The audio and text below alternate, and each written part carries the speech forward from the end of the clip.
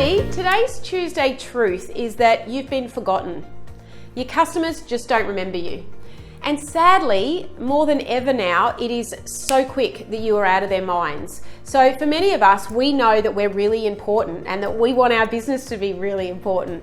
But unfortunately, with the amount of content, especially in these current times that people are being bombarded with, you are just getting pushed further and further and further down the pile, and people are just forgetting about you. So what I would say to you is have a think about how you can push yourself up the pile a little bit and become top of mind with your customers. Whether that's to be consistently posting on Facebook, whether it's to consistently record some video for LinkedIn like we do, whether it's to send out an email at least once a month with a newsletter, or if you've got a business where you could send a recipe or some tips or whatever it is, you're going to have to, whether you like it or not, think about content and how you can use content to be in touch with your customers. If you're lucky enough to have a small bespoke business where you can pick up the phone and call your customers, then do that. Spend an hour a week and decide on 5 to, however many customers you can get through in an hour, and ring them and just have a conversation with your customers. It is extremely powerful, and it also triggers all sorts of things from these customers. So if you're in touch with them, it means you're top of mind. If someone's asking them whether they know a business, like hey, I need a plumber, anyone know one, your business name is top of mind, and they think of you.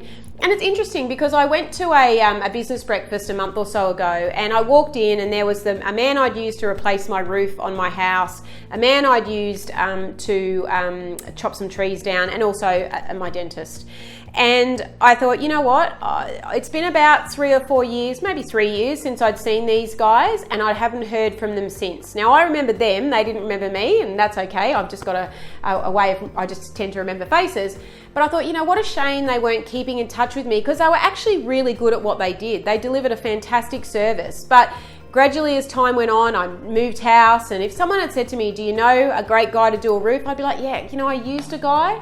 I just can't remember his name, and to fumble around and try and find the invoice or whatever it is would have been too much effort. But if he'd stayed in touch with me and just sent a newsletter every month or whatever it is that you use to keep in touch with your clients, I would have had his name right there to be able to answer that person and say, yep, you know what, use this guy, he's great.